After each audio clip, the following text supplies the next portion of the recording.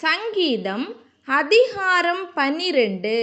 செமினி தென்னும் எண் நரம்பு கின்னாரத்தில் வாசிக்க ராக தலைவனுக்கு ஒப்புவிக்கப்பட்ட தாவீதின் சங்கீதம்.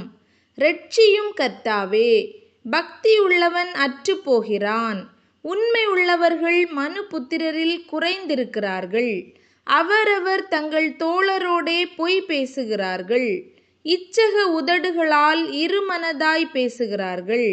இச்சகம் பேசுகிற எல்லா உதடுகளையும் பெருமைகளை பேசுகிற நாவையும் கர்த்தர் அறுத்து போடுவார். அவர்கள், எங்கள் நாவுகளால் மேற்கொள்ளுவோம், எங்கள் உதடுகள் எங்களுடையது, யார் எங்களுக்கு ஆண்டவன் என்று சொல்லுகிறார்கள்.